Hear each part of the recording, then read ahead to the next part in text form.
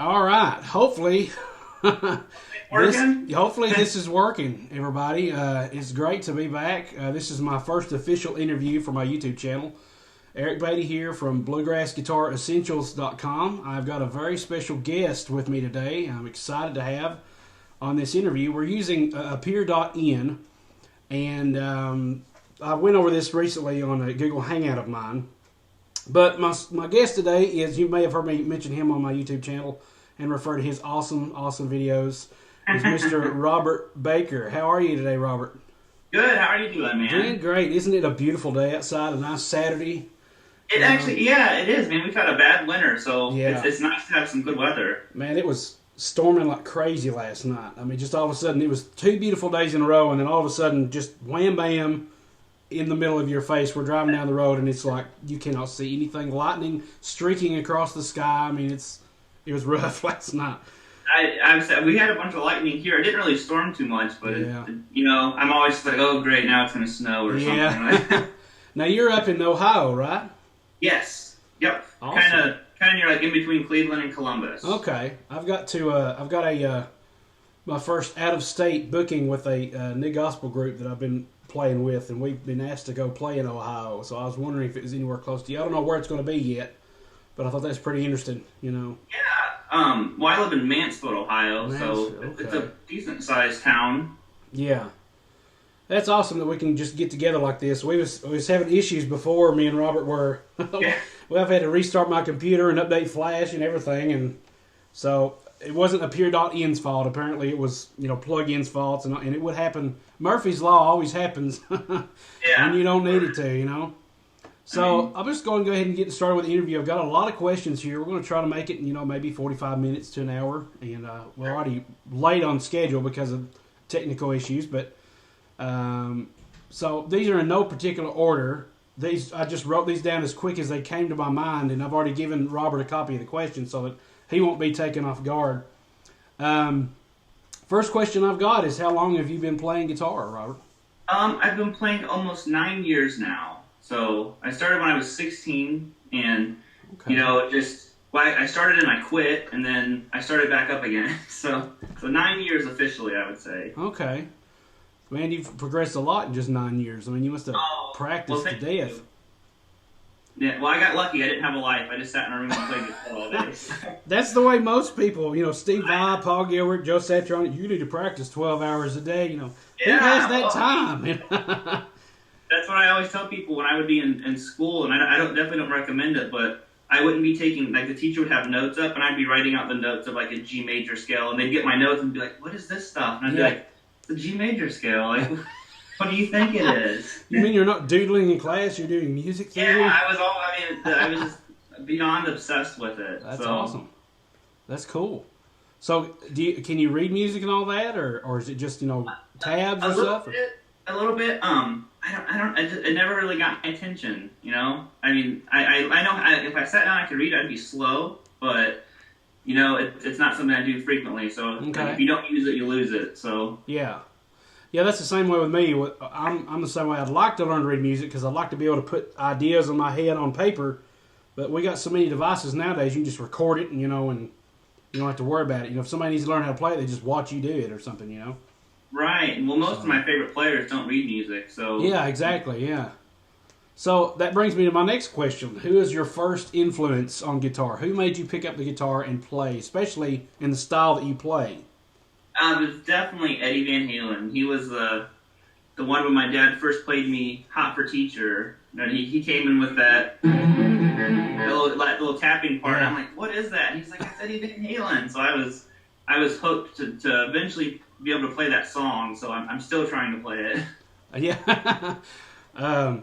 I've never really got it. I mean, I listened to Van Halen before, but with me it was, for that kind of style and the virtuoso style, I was really introduced to that when I was going into a store that's way in our local mall that's totally, closed down its doors since then. But it was the G3 from '97 with Satriani, Steve Vai, and Eric Johnson. I already knew about Eric Johnson because of Stevie Ray Vaughan and all the Texas players and all that.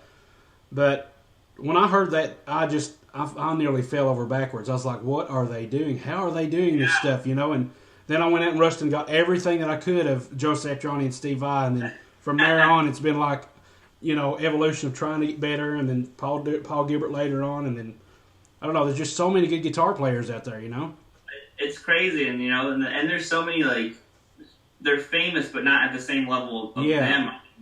Well, I just found a guy named I think is Ron Bumblefoot Thal. Oh yeah, he's phenomenal. I'm telling you, I saw him. I'm like, man, I'm just going to have to pitch my guitar in the fire or something. I mean, I'm never going to get that good. How do these people do it? Him and like Rick Graham. I've been. Have you watched his stuff? I've seen one of your videos that you liked of his, and I have subscribed and watched everything he's had since then. He just blows me away. I can't watch more than 2 of his videos because I'm just like, away from me. I don't want it. Yeah, Rick is an awesome dude. I mean, I've bought some of his lesson packages. They're really, really worth it. Like, I've learned it. He got me to really focus on like my economy picking and all that stuff. Yeah. So I've thought about doing that, but I'm still working on my alternate picking. I mean, trying to get it down, and it's tough because when your hand wants to seize up and you get tense and you try to relax, and it's coming, but it's slow. But I got one thing. The lows of picking. Yeah. So Eddie Van Halen was your first influence, and he's the one that made you pick up the guitar and start playing. Yeah, I wouldn't even be playing if it wasn't for him. So what is the first? I mean, I don't know if this is on here or not, but it just comes to my head. What's your first memory of your first guitar you actually picked up after hearing Eddie? Actually, my first guitar, it was funny. I asked my parents all of a sudden because I wanted a guitar, and they were kind of skeptical to get me one. And it was a silver. It's called a Samick. I'm not even sure. Have you heard of that brand? I have. It was it was a pretty cheap one. It just had 3 single coils, and it was silver. And they took me to the music store, and the guy handed me the guitar, and he's like, well, what do you think of this one? And I'm like, I don't know, what do you think about guitars? I'm like, yeah, it's a guitar. I want this one. And that was just kind of it. Oh, and that's cool. I mean, my dad played guitar for about 5 years before I ever started, so he helped a lot. Cool. Awesome. So, currently, right now, who is your favorite guitar player? Let's just say who's your top 3. I know it's hard to list just one. How about your top 3? Whether on YouTube or professional or whatever. The one guy I can't say top 3. Rick Graham's definitely in the top 3 of my current favorites. Mm-hmm. There's a guy, I don't know how to say his name correctly. It's Damjan, I think. It's Damjan, and he has a really crazy last name.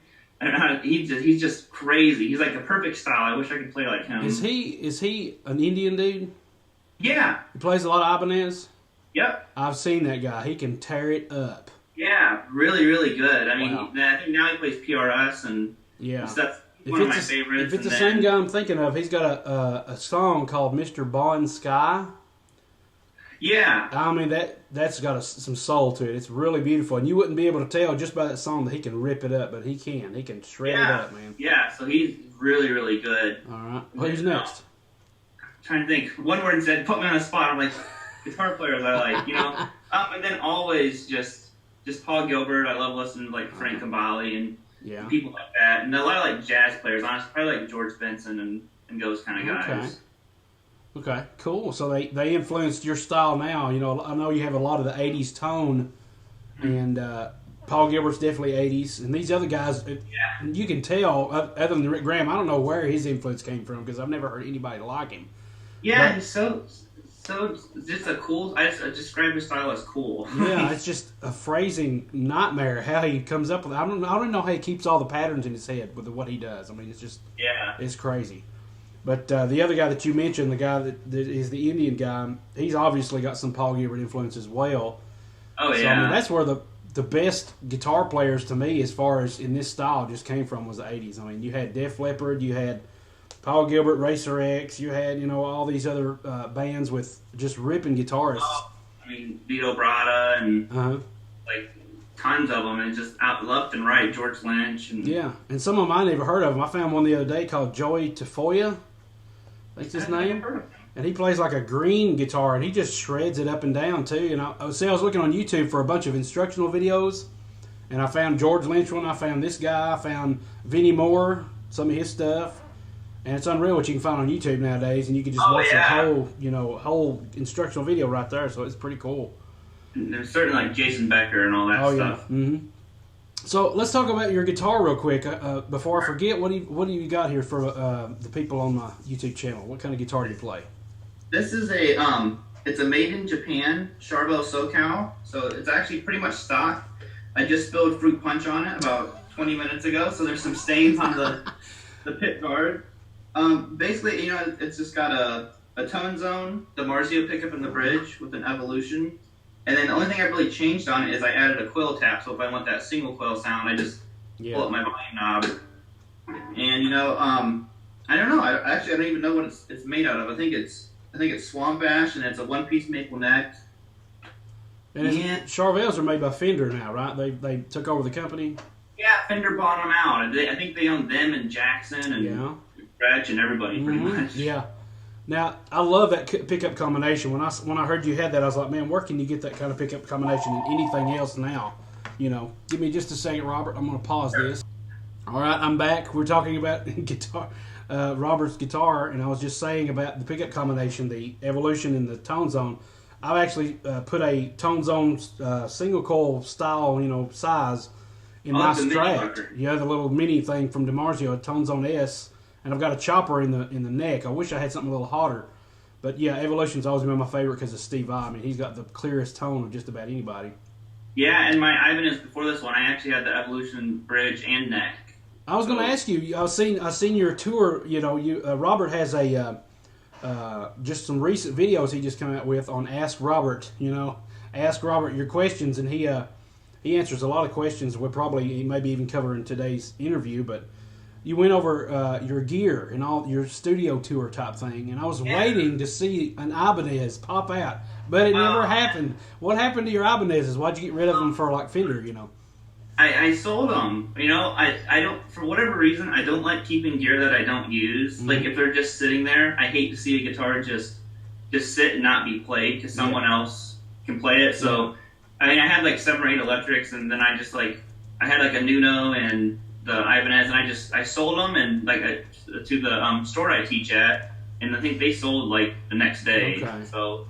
You still have a lot of videos up with those guitars in them, right? The older videos in the channel? Yeah, like my first 300 videos or something with my Ibanez. I mean, for me, it was like a dream come true when I got my Ibanez, and that's the one behind me here.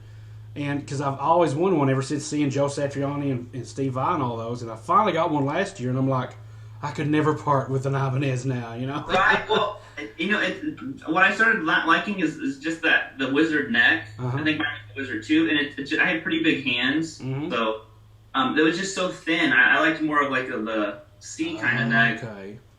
Versus I'm not sure what their style is, but you know, since watching like Rick Graham and stuff, it makes me want Ibanez now again after he got like 20 of them. I was trying to remember recently. You said you wanted to get, or was it Chapper's guitar? You want to get one of them next, or what's on your next list? Yeah, actually, I've ordered one. My friend Ryan at R&A Music was doing that Indiegogo campaign, and I pre-ordered one with him, the ML1 Antique Burst. Okay. So, and I also want to get one of their, it's called Hot Rod. Oh, cool! Can't wait to see when that comes in. Yeah, those will be demo of that or something. That'd be cool.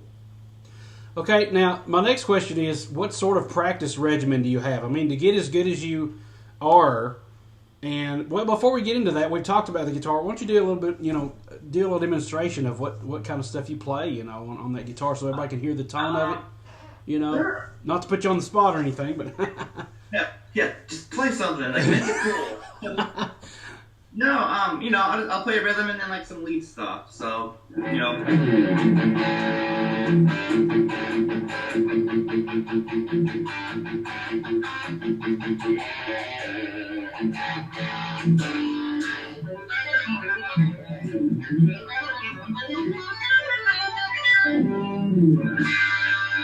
Maybe not the coolest, but oh, that was pretty cool. I love those legato runs. I just got to work on some of that stuff myself. So that's awesome. And you're running through a Fender Mustang. Was it 3? Yeah, it's a Mustang. Yeah, 3, but it's like the second generation, so it's a little bit different than the first ones that came out. And you don't use many pedals at all. You just go straight through that, right? Right. I mean, like, other than like the Carl Martin stuff, now I use those pretty often. Today I'm just running straight in, but since I got that Plexitone pedal, I'm using it a lot now. I just watched the Plexitone thing last night too, and I was like, man, that's the tone I'm after. I love that 80s style, you know, crunch and. Yeah, well, yeah, and actually, everyone who's played that pedal, trying to get my hair out of the way, who's played that pedal is really impressed with it. Like at the store and everything. Like Yeah. the one guy, once I do the video for it, I'm gonna let it take it home for a week and just kind of play around with it. Yeah. I just seen I just found a new guitarist I've been watching a little bit lately, and his name's Pete Thorne. You ever Oh, heard I of him? love Pete Thorne. Never heard of him. I just watched him on I've seen him on a Premier Guitar digital issue of their magazine because it's free, and he was talking about how to get the best tone because compressors and things, and the more stuff you run in the chain can kill your tone, and so I started watching him, and I was like, man, this guy can rock. He can shred. Oh yeah. And he was doing a demo on the Plexitone and the latest Plexitone because they have the big Carl Martin 3 switch pet Plexitone. Yeah. And what I thought was pretty cool is how they got it to convert the 9-volt adapter into the 12 volts so you don't lose that tone. I thought that's pretty interesting. Yeah, I mean, it doesn't run on a battery at all. It has to have the 9-volt adapter, but yeah, Pete's an amazing player. He's actually the one who inspired me to start doing demos and stuff. I just love the way that he did them. And if you ever get a chance, his Guitar Nerd CD, I got that like a year or two ago, whenever it came out. Yeah, it's a really good CD. I've been seeing some of that stuff. I thought about getting some of that. And you was talking about demos. That's watching your demos inspired me to do some of my own, and I've actually done I think 2 demos now. No, 3. I did. Oh, 3. nice. And, I watched. Yeah, I remember watching the one that you did. Yeah, I did the MXR pedal, which I was like, that that's totally your style. I was like, I'm going to steal some of those camera shots and use the same deal. So I did the MXR Prime Distortion. I've since sold that because I really like the tone of other pedals more than that one. Then I got into a company called Joyo. Have you ever heard of those pedals? Dude, you got to check them out. Joyo pedals are like cheap. I mean, they're like $30. And they got some awesome tone. I got the Ultimate Drive, and you can go on my channel and look at the tweaks and all the things I do on that. They're a really cool company out of China. And then the latest demo I did was a video called Batitude that I recently re-released. I watched that yesterday. Oh, you did? What did you think of that? With Mr. White and Mr. Neon? Yeah. Yeah. What did you think of that? Yeah, it was good. But that was the RP. That was the Digitech RP355. Is what I use. Okay. And that was a demo for that. But I had that riff in my head for weeks, and I'm like, I'm just gonna sit down and record it. And it took like 10+ hours. That's why I don't like doing a lot of video editing for my channel. Is it just takes too long because you want to get it perfect, And I look at all your videos, I'm like, how does he do that and put out so many videos, and sit there and have to edit every one of them? I just couldn't do that. It would drive me crazy. It definitely takes a lot of like the lesson videos are all like 2 takes though. I've gotten pretty good at the lesson, so those don't take much to edit. Now the demos take a long time to. Now, does it take you a while to render those out as well? Not really. When I got my as I started. When I use my iMac, it renders it pretty fast. I didn't get the stock one. I got quite a few updates to it. Uh-huh. And same with like my MacBook. So they both go pretty fast rendering. Now, did you used to have a Mac Mini? No, actually, all my first stuff, like all of my Ibanez and all that stuff, that's all with a pretty cheap HP desktop. With like, I think it's called, I can't remember what the video editor that came with it, like Movie Gallery or something. Mm-hmm. But you didn't have a Mac Mini version of a Macintosh, though. Okay. No. That's what I'm running on right now, and it's only got 4 gigs of memory. I've got to upgrade it. It's just. I got you. Yeah. Yeah, okay. I have a friend who has that, and they're great. They're basically the same thing as the iMacs and all that stuff. Yeah. So. Okay. Now back to that question: to be able to play like you do, obviously when you started out, like you said, you had a whole lot of time on your hands. But what kind of practice regimen do you have today? How do you? There's got to be. You got like 50 students or plus or minus that much. Yeah. How do you find time, and what kind of practice regimen do you do? Do you just sit and play? Do you run scales? What was it when you first started compared to what it is now? Well, when I first started, I had a lot more time. I would just kind of come home from school, and then I would, I could practice as long as I wanted to, basically.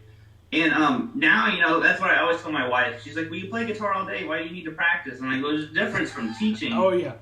practicing. Because, so like if I have like a student cancel on me or something, I'll sit there for 30 minutes and dedicate, like, I don't know, picking. I want to do picking for a straight 30 minutes. And I'll sit there and just I'll start with a scale like C major, and I'll play all the positions of C major, then all the positions of B major, and all that stuff. And then I practice at home a lot too. So yeah. So I mean, it's definitely a lot of like writing and just practicing your scales and shape. So I remember Steve Vai had a 10-hour guitar workout in a guitar magazine. And then he upgraded to like 30 hours, and I've got that too. And he talks about, focusing on what you're going to do. Is it going to be scales? Is it going to be picking? Is it going to be legato, arpeggios? And he kind of breaks it up like that. Do you do a similar approach to that, or? Yeah, I do. And it's funny you mentioned that. That was like, I still use stuff from his 10-hour workout, like his like chromatic-y kind of things that he does. Like, he would do that, but then he goes. Yeah. Switching the fingers up. Yeah, he does this one thing that just throws me off, and it's the whole diagonal thing where you start one finger and then you add another, and it ends up being like a diagonal shape. Yeah, well, that's like something I learned from Joe Satriani. He does like what is it? Yeah, there's something like that too. That doesn't sound very good. Yeah, it gets you coordination and everything going. Yeah, so I definitely do that stuff. If I'm practicing something, I focus on strictly arpeggios, and then I'm strictly legato and that kind of a thing. So you find it's better each practice session to focus on one thing, or do you try to do multiple things within one practice session? I do multiple things. I don't spend the whole I don't spend an hour just doing one thing. I do multiple ones. Like if I do picking for 30 minutes, I might do alternate picking, hybrid picking, economy picking, sweep picking. Maybe break it up into like 5-minute increments or something. And do you practice every day? Yeah, pretty much. Okay. And for about how long every day? Probably like 2 or 3 hours. I mean, I don't practice on Sundays, so. Okay. Yeah, I usually tell my students, try to practice a minimum of 30 minutes a day at least. Most of them are beginners anyway, but you want to get that discipline instilled early. So, I mean. Right. Yeah. So, here's a very interesting question that comes up next. If you could have your very own signature guitar, what would be the specs of it? What would it look like compared to, maybe you would have an Ibanez body with a fender neck, or these pickups, or what can you come up with on that? Probably, it'd be similar to this. I just like a Strat style body. I would definitely want more of a cutaway in the joint back here to getting up to that 22nd fret a little bit better. It would definitely have 22 frets, not 24. Now, why is that? I've always wanted a 24, and I got my Ibanez. I was pleased. Why is that? What I don't like about 24 frets is it pushes the neck pickup, down a little, like an inch or two, and it puts it a little bit closer to this one, so that pull changes the tones a little bit. I just prefer 20. There's nothing wrong with it. Like everyone, Paul Gilbert, Steve Vai, they all have 24 frets. I just know I've liked the sound a little bit better of a 22 fret. So it just gets too close to the pickup magnet, and it causes the sustain to maybe decrease or whatever. Exactly, and I just kind of always like 22s. Okay. What else? It would definitely have a maple neck, probably a plain color scheme, just white or maybe like a natural kind of body. Probably not a Floyd Rose. I'd probably ditch that. Okay. And I'd probably just have a hardtail actually, and then I wouldn't have 2 humbuckers. I'd have a humbucker and 2 single coils. That's my favorite. Okay. Favorite combination. I've always liked the single humbucker ever since I watched Steve Vai. But I begin to find problems with the middle pickup. Where I pick at is it gets caught on that pickup. So I was like, I'm wondering if I should just ditch that combination with the next guitar I get, Yeah, well, what I do like on my Strat is I lower it all the way down to the bridge. Okay. But then you put like a hotter pickup in the middle position. That way it makes up for that loss of... that makes sense. That's a cool trick. Yeah, and that way you get the same kind of like poppy sound out of it. Yeah. But you still get that middle pickup, because my favorite combination is like a 5-way selector. Yeah. And that second position, that poppy sound you get, I love that tone. Yeah, I like that too. Are you talking about second from the neck or second from the bridge? Second from the bridge. Yeah, I love it. I call it that twang sound. The Telecaster that's like the sound. ultimate Strat sound. Yeah. You just made me think of something. I just forgot it now. Something about the pickups. Oh, you was talking about Paul Gilbert's signature fireman on one of your recent videos about how you'd like to try those pickups. Oh yeah. Those are actually single coil size, but they are humbucking pickups. Oh, are they? Okay. They're called injectors. That's what the name of those are. But Okay. what's cool is his most recent signature guitar is now back to the humbucker, single coil humbucker. Really? It's a fireman, but it's the 25th anniversary of him with Ibanez or something like that. And for his signature guitar, he made a fireman with a natural color, and he's got the vanilla, color, the white and black pickups. Yeah. So it still looks like it's single coils, but if you look closer, the pickups for the humbuckers are black on one side. So it looks like, it's part of the pick guard. But he went back to that configuration, which I thought was pretty cool. Oh, yeah, that's really cool. I mean, I loved his white guitar that had the fake... Yeah, F-holes. I love those, yeah. He's got so many cool guitars out there, man. So with me, I couldn't really... You look good with a white guitar, but with me, I'm like a blue fanatic. I love blue everything. And I tried to get a red guitar, and it didn't fall through. It actually ended up getting a blue one instead, but I don't know if I could see myself with a white guitar. I just don't know about it. It's weird because, it's kind of like, white's kind of girly, is what I always thought. But you got that black, accent going on there that looks cool. Yeah, so it like brings the manliness back out of it all of a sudden. That was hilarious. Last night I was watching one of your videos and you said you couldn't remember something and you was like, my man level just dropped. I was like, yeah. It's bad enough that I have long hair and play a white guitar, so I need to go fake or something. So you got, so what would you name your signature guitar? Would you have a name like the RB1 or something? It would be the RB5000. Start with a big number. I like that. Yeah, that way they're like, well, what's his like earlier ones? It'd be like, well, they're very limited. You just go downhill from there. You have the best one available, and everybody else has, kind of like the old crappy version of your guitar, So, let's talk about some of the guitars you own. Now, if you watch the gear thing that Robert has on his most recent Ask Robert thing, he kind of goes over that. But just maybe an overview. What kind of gear, guitars, kind of things do you play? What do you have? Mostly, most people, they're always happy when I don't play my Charvel in a video because I play it in like every single video. But I have this one, and there's one guitar that's put away right now. I meant to get it out and I forgot. I have this one, which was my first real guitar. Okay. And it's a 2003 American Strat Standard.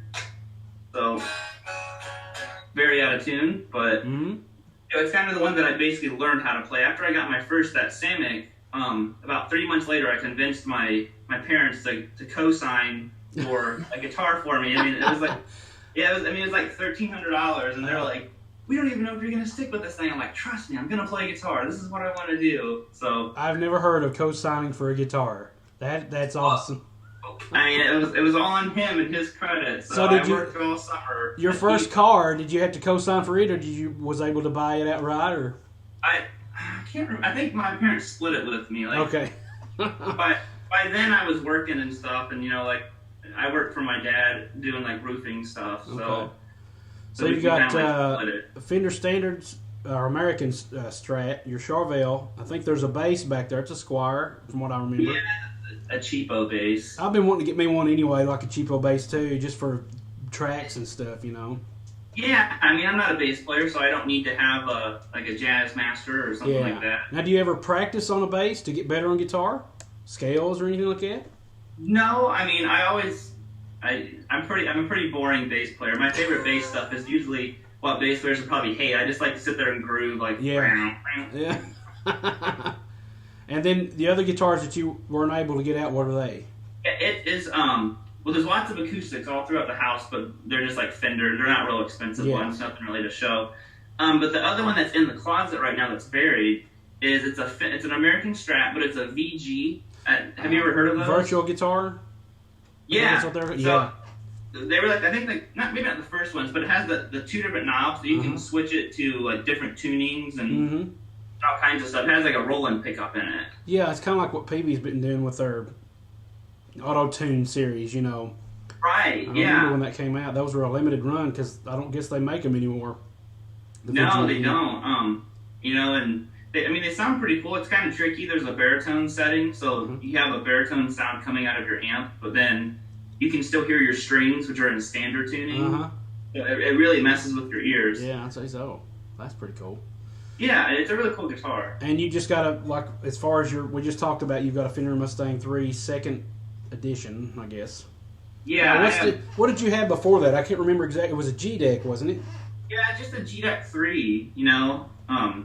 Just that. I still have it. It's that I took it to work with me. Okay. That way I had kind of an amp I was comfortable with. Yeah. So Play. what do you like about this amp? Do you have a new amp that you're thinking about getting later down the road, or what? I mean, what do you like about the Mustang? Yeah, actually, hopefully this year, we're actually the room that you see is going to be completely redone. You know, it's like half painted. Yeah. This is brown and this is white. Well, this is going to stay white for videos, but you know, I want to get it's a Sir Corso amp. It's a little 5-watt, basically like a studio amp, and then like a compressor cabinet. What's it called? The cabinets that have like the speakers enclosed in them, so they're not real loud. Oh, okay. I've never heard of that. I know I was thinking of the hot plate where you can attenuate the volume, you know? Oh, yeah. It's actually like, it's a single, like, 12-inch speaker that's enclosed in, like, soundproofing. And there's enough room for a microphone in there. Yeah. And that way you can record and get that sound of a really loud amp, but at, like, a tolerable volume. Okay, so you wouldn't use that live or anything like that. That's just for recording purposes. No. Okay. Yeah, it's strictly a studio tool. Okay, that's pretty neat. So that brings me to my next question, which was kind of the same thing. We just talked about the amp. Now you said it was a Sir? A Sir Corso, okay. Yeah. Now, as Sir, I've just recently found out about those through Guthrie Govan, which is another blow your mind guitarist. Yeah, but now he's with Charvel. Is he with Charvel now? That's right. I remember that. I forgot about that. That's right. Yeah. He's got. Yeah, he was doing some Sir. He has some Sir guitars, and I heard about. And then I found that Pete Thorne, we just talked about, has Sir guitars. Are those like a England-based company, or what is that? No, they're actually out in California. Sir, I can't remember his name, but he was originally a master builder for Fender, I believe. Oh. And he left Fender, and then I'm almost positive it's out in California. That explains the Strat body style, then, I guess.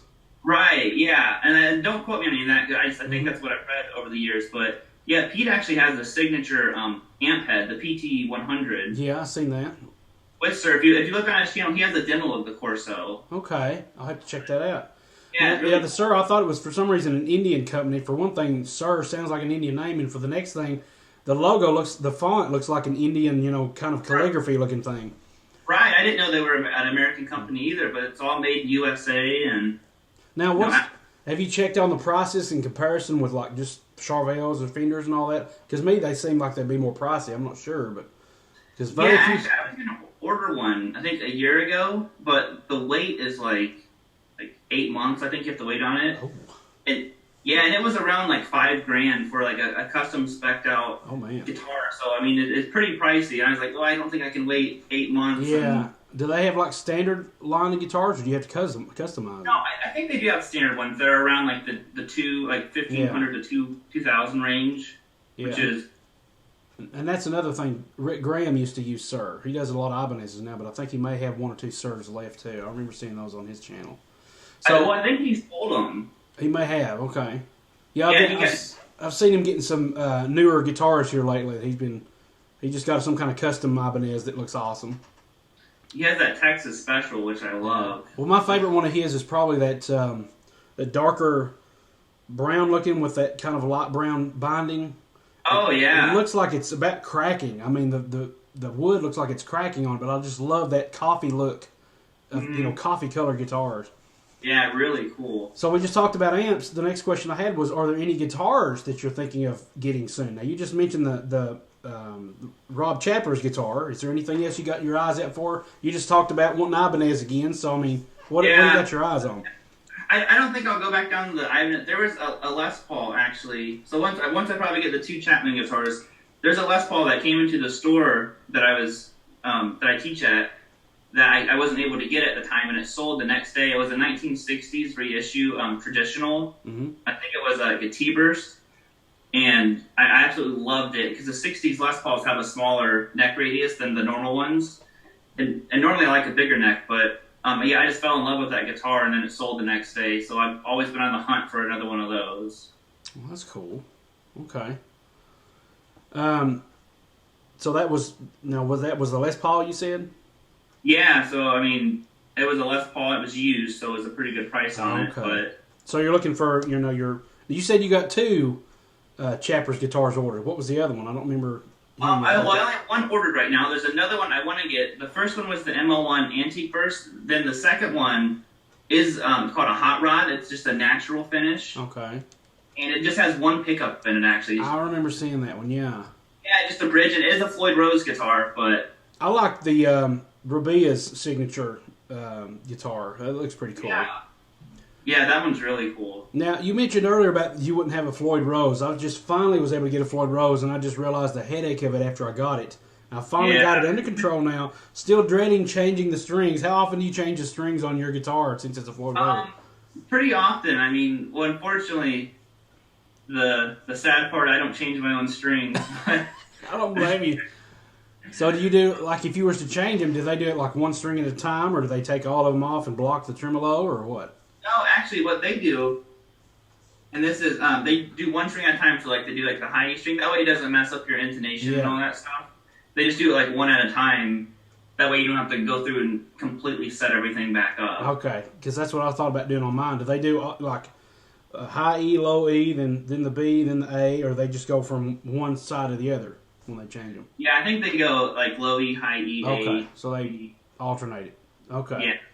Because I've got some strings I was going to put on mine, and I'm like, well, I don't really want to fool with that, you know. The first time I set it up, I bought it from the guy, and it was totally, completely terrible. I mean, it was not set up or anything.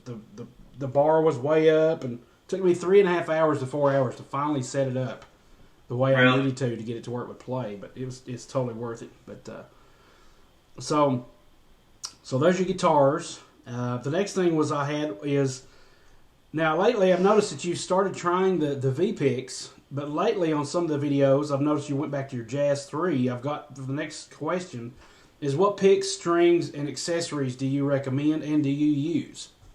I do use the V-Picks. This is a Jazz 3 like you were just talking about. The V-Picks I had, Vinny sent me a bunch of them to try. I have the whole pack of them somewhere. Mm-hmm. There they are. And the one that I liked was one that's called the Euro. And it's like based off of a Jazz 3, but I actually broke it. I didn't know it says on there not to do like pick slides and stuff. Oh, really? There's holes drilled in it. Oh. So I did a pick slide and it snapped the whole pick in half. And I was like, ah. so yeah, I still have to get that video done for them. Wow. But so I just kind of flipped back to the Jazz 3s, which wasn't a real big change. I do think the V-Picks sound a little bit better. And then strings, I've always used Elixir strings. I was endorsed by a company called Safarzo Strings for a while. I remember that. Yeah, and I used them and I liked them, but they weren't Elixirs. So I'm an Elixir acoustic guy, but I can deal with. I've been using the Dunlop strings for electric, and they last a long time. They're not coated, but they feel nice and smooth. But for acoustics, I have to have basically Elixirs. I've tried everything, and Elixirs is what I love. So, and I think it was my dad. He was like, "You gotta play Elixirs," because he plays acoustic, he played bluegrass music. So, you know, he's kind of, well, yeah, and that's like, because it's always funny because like I love to play bluegrass music, and I'll sit there and play that stuff, and everyone's like, "You play bluegrass?" I'm like, "Well, that's what I started playing." Oh, that's cool. I didn't know that. Yeah, that's like cool. all like the little. Something like any of those like bluegrassy style licks. Yeah, sounds like chicken picking on the guitar. Yeah. That's awesome. So now, what about like the Jazz 3? I actually, because of you, and because of John Petrucci and Rick Graham and all these other guys, I went and actually got one of these. Okay, I got several of them. I tried them. And I don't understand how you can stand that small a surface area when you can have a pick that it's bigger. I mean, in comparison, these are so tiny, and I don't know if I've got big fingers or what, but it's like it's constantly moving around. And I understand the concept of it being smaller forces you to have more control and be more precise. Right. But how can you stand having that all the time? I can understand as a practice tool, but for regular playing, I mean, how do you deal with something that small? That's like a mandolin pick to me. Yeah, I mean, it's tough. It's weird, but I always held my picks all the way at the end, because when I wanted to do pinch harmonics, yeah, I just always held my pick that way. So I've always done that, so it wasn't like a big transition to me. Yeah. It was just kind of like more natural, and I like thicker picks. So, okay. You know, I mean, like you said, there's just so many, like Joe Bonamassa has his own signature jazz 3-pick, and a lot of people recommend those. I've just recently, Ernie Ball sent me some picks I've been trying out, simply because of the color.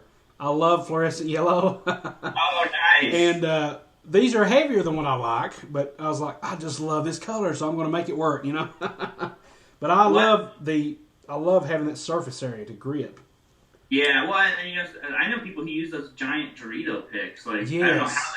I don't know how they use those, and they're like phenomenally good. I try and I'm just over here. That's what I sound like each time. So. That's awesome.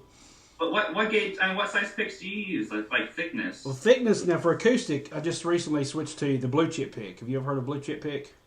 I think I saw your video on it. Actually, they're awesome. They're amazing. I haven't went back. I was using Dunlop Tortex 1.14, the black ones. Which, interestingly enough, the black material, whatever it is, sounds totally different than the same gauge of the purple color pick. Totally different sound. It doesn't make sense, but it is.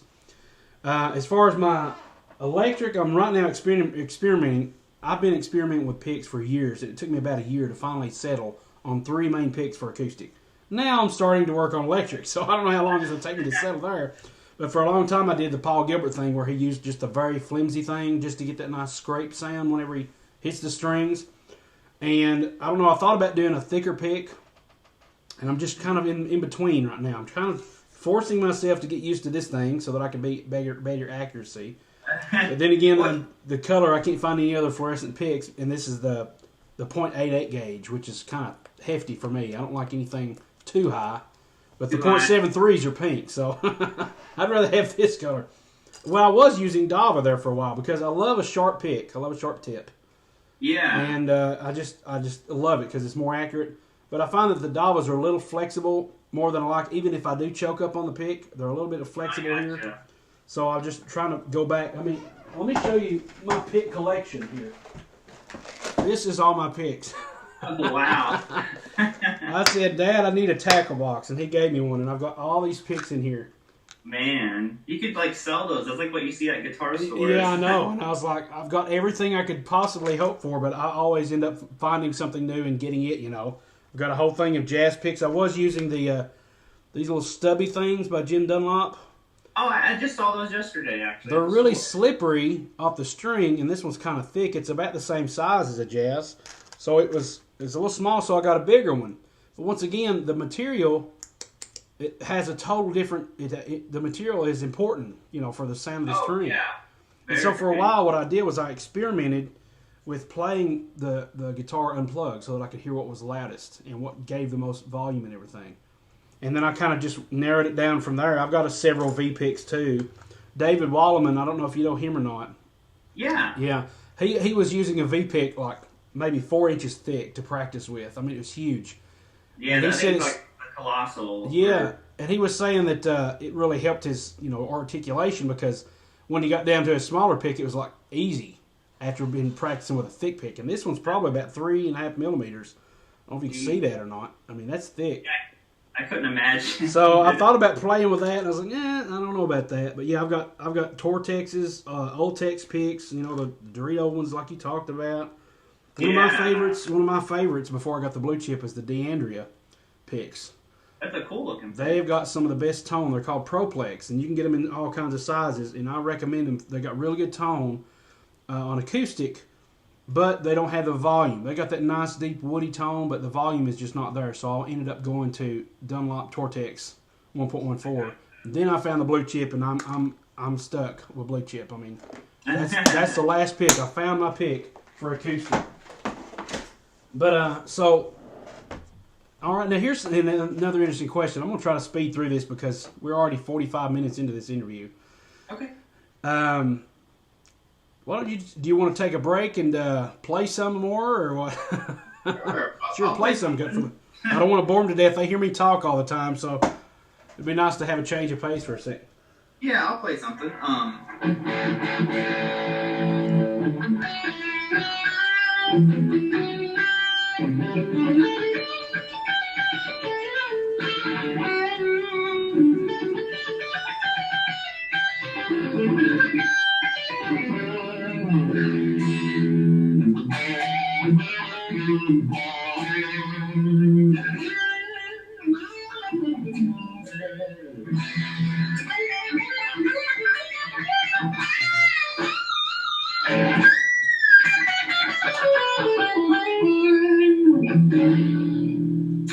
Very nice. You did a lick there that I recognized from like Steve Vai. It was the little octave thing. Yes, I've been trying to work on some of this stuff. I know how to do some of it, but they do all kinds of other shapes, and I think it's just like a broken up arpeggio of some kind. Yeah, I'm just going actually, to it's power. what's that? If you take a power chord and move it up. That's what I've been doing. Yeah, Yeah, that's all it is. like a 1 and a 5 and a 1 and a 5 and then a 9 maybe. Okay. Yeah, and that's the whole thing. It's a cool trick that he does. Yeah, I love the sound of that. So my next question is, what's the best way you found? You're talking about getting sponsors and endorsements and stuff, and I realize lately I've been noticing you've got Carl Martin, and Positive Grid endorsing you, Jam Up, and all that stuff. What's been the best way that you've found to get sponsors and endorsements? And do you have any upcoming endorsements that you'd like to discuss? There's 2 upcoming ones, but I can't talk about at the moment. But now, can you at least say, are they guitar, or are they an app, or are they a pedal? Like the ones coming up, can you at least kind of give us what category it is? One is a pedal, and one is possibly a guitar. So, oh, cool. I don't want to shoot myself in the foot, so I can't say anything about the guitar. Understandable. Yeah, we'll just have to see it. It'll be a little bit. It's not going to happen like right away, but yeah, I mean, the best way as far as getting endorsements and stuff is just like some of them I've been approached about. Like Positive Grid first approached me and asked me about doing videos and stuff, but then just ask. It never hurts to send an email to them, to ask them, and the best thing is you just have to have something to offer to the company, which thankfully YouTube these days makes it pretty easy. You can send there, and I'll simply email them and tell them what my stats are on YouTube, that kind of thing. And I found like Facebook's actually the best way to get a hold of companies, surprisingly. Okay, pretty cool.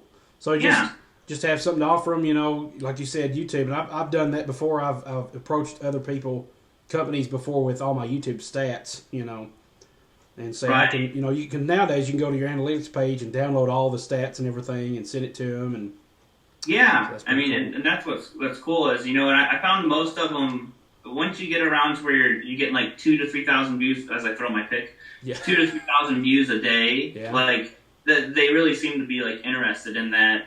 Kind of like that view range where they're like, oh, okay, well, we'll send you something to make a video about. And yeah, I've actually got Ernie Ball to send me some picks and some strings and things I've been doing some reviews on right now and testing those things out. Not endorsed, but at least it's free, Well, but that's kind of like, you gotta get the door open, And then like, it's always like your first endorsement makes the second one easier, and then that makes the third one easier. And something that's cool is like, even though I'm not endorsed by some of the companies I make videos for, like you said, that Ernie Ball, I list them as references. Like when I try to get companies to send me stuff to make videos, I now have like a long list of like, I've made videos for this company, this company, this company. That's a good idea. I never thought of that. Yeah. I mean, and I think that it makes it more impressive to them. I've done several videos like that now that I think about it. I can go back and look at some of these. That's pretty cool. Yeah.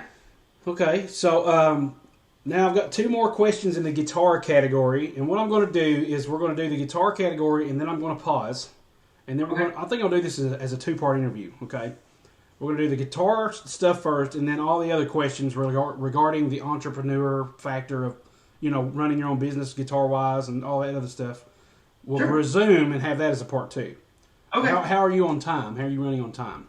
I think we're doing pretty good. Okay. Let me pause. I'll look at my schedule to see when the next lesson is. So. Okay. Let me go ahead, and you need to pause right now? Whatever you want. I mean. Okay. I got 2 questions, and then we'll pause. Sure. All right. The first one is, how do you come up with so many ideas for licks, songs, etc.? Whenever I watch your stuff, it's like every time I watch you have a new demo of a pedal, and it's an awesome riff, it's an awesome tune, and it might be only 2-3 minutes, but it's like, dude, I mean, that sounds awesome. Where do you come up with your ideas? Thank you. Because you have this one thing, I don't know, I think it might be on the Life of a Guitar Player blog. I keep hearing this riff in my head. Da da da da da da da da. I keep hearing that in my head. Yeah. And that's for a pedal I did. Yeah, I thought that was pretty cool. So where do you come up with ideas for? I know you get a little inspiration for the sound of the pedal or whatever it is you're demoing, but if you're just sitting, wanting to write a song, I mean, what kind of stuff leads you into hitting, this creativity, having these ideas? Usually I get inspired by stuff at the most inconvenient times possible, in like the middle of a guitar lesson, and I'll have to be like, let me record this really quick. I'll stumble upon something, or like you said, the pedal, when I plug in, a lot of times I just like, I don't know, I hear something. Like I plugged in the Plexitone pedal, and I came up with like 2 or 3 riffs right away, and I was just kind of like the first one I plugged in, I was like,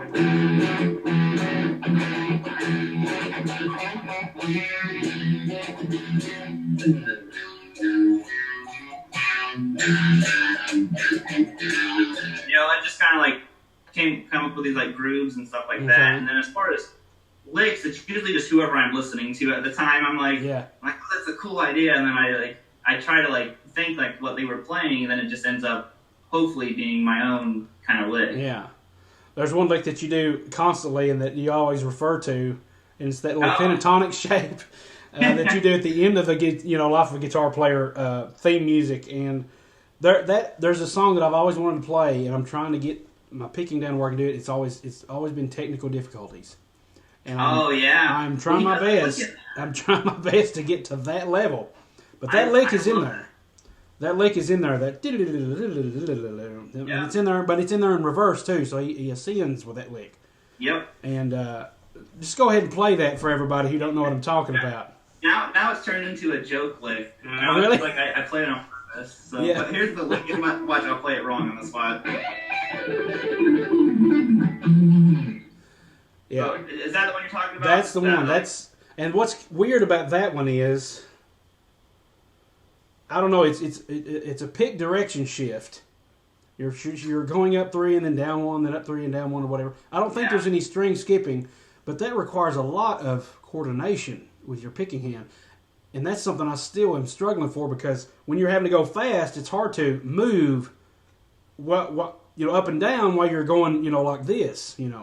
Right. It's tough to do. And then the other one that he does is at the end of technical difficulties. Let me grab mine out and I'll show you what I'm talking about. It's that one that, I'll have to turn this up a bit.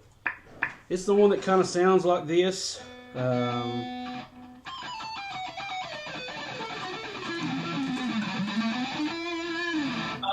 yeah. And you do that a lot too. That's a cool little sequence where you're going, let's see, and then repeat that. Then repeat that. That's a really cool lick there, and that's a good one to get your picking. I've noticed that. I'm still struggling to get that up to speed, but that's a really cool one. Right, Go ahead. Oh, sorry, my video was cutting out. Yeah, mine was too. The beginning part of technical difficulties, I think, is a good, just that, what was it?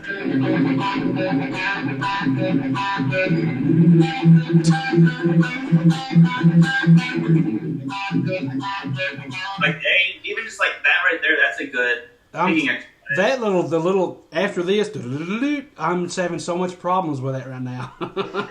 It's such like a burst of speed. And it then, is. I can't remember, because he does some kind of...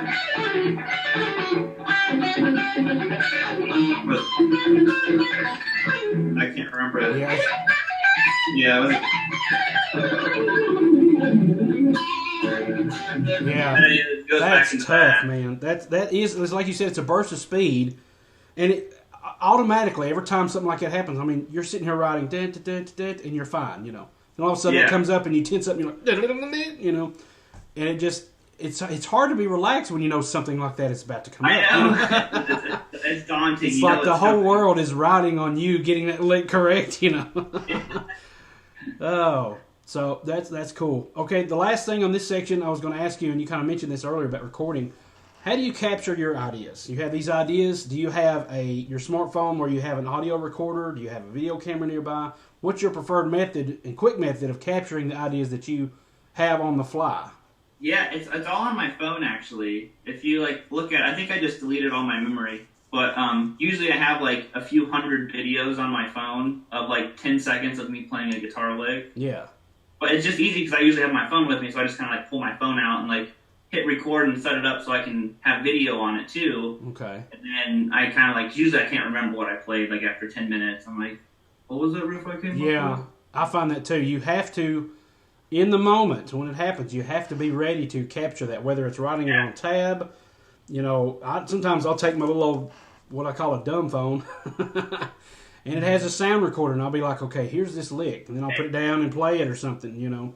And I find it very invaluable tool. Now the technology we have, we can just have an audio recorder right there, and there's really no excuse to have to lose those gems, because they can, speaking of inspiration, something like that can turn one little lick, like that riff on My Batitude, or one of the riff that you did, can turn into a complete song. I mean, you don't have the whole song at all the times at that moment. You build from what you started with.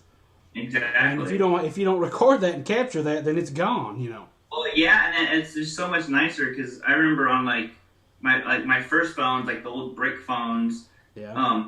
I would still like record stuff, but the audio was really, really like gargly and hard to hear. You could still hear it, but nowadays everything it records it really nice and clear, and okay, made life a lot easier for a guitar player. Okay. All right, Robert, we're going to go ahead and wrap this section up. It's been nearly an hour, and I think I'm just going to say we'll come back with part 2 later on. Don't know exactly when, but I'll go ahead and pause this, and me and Robert will get together on that. But for now, thanks so much for watching, guys. Please go check out Robert's site. His YouTube channel. Just type in Robert Baker, and he'll be a picture of him with his white guitar there, which he recently changed, which I was glad to see. For the longest, you had that one, you know, where you're back here with your Ibanez, and I was like, come on, get us another picture there. And now you got your Charvel there. I was like, yes, now that's awesome. That was cool. So before we go, though, real quick, have you got anything that you want to, like, plug of any of your stuff, anything's coming up, or, you know, something for your channel? That way we can do it now, and we can do it maybe on part 2 as well to give you a chance to do that. Yeah, I mean, we can do it. Yeah, I'll plug my stuff right now. So, on my channel, no. Go ahead. No, it's all yours, man. No, I mean, I'm working on, like, shirts and stuff like that, and hopefully in the next month or 2, I'm going to have my first lesson package. Your what? That would be, like a lesson package where you get, like, 3 backing tracks, and, like, it'd be, like, 3 different solo ideas and stuff like that, with, like, the full lesson will be downloadable, and then, like, hopefully my website will be up, so. Oh, you got a website coming up. Awesome. Yeah, that way, you know, it's time to have a website. So. Trust me, I know, yeah. I'm in the middle of building one myself for my course and everything. But, yeah, it takes a lot of time. And hopefully later on I can afford to have somebody else to do it, you know, and not have to fool with it. But so that's what I'm hoping. Yeah. But we'll go ahead and call it quits for this session, and we'll see you guys on part 2. Thanks so much for watching. Please subscribe to both of our channels. Robert also does Skype lessons. If you like what you see, please check him out on his channel, and check all his videos out. I mean, he's the real deal. He's got some good stuff on there, and I've learned so much. Especially if I would recommend one video or one video series of his to watch, it would be the How to Shred. I don't remember what the title is, but Shredding Made Easier, How to Shred. You got like 3 parts of that, and that's one. Oh, the Secret Shred. Yeah, Secret to Shred. I watched that, and I've still got to go back and kind of refresh my memory on some of that stuff. But that's what got me started. You know, those are simple exercises, but when you put them up to speed, they're tough. So you have to start small and everything. So, right. All right. So check out those sites. Please check out. I forgot my own website. BluegrassGuitarEssentials.com. And I will see you. Me and Robert will see you on part 2 of this. Thanks so much for watching. We'll see you guys later. Bye, guys. Thanks a lot. God bless.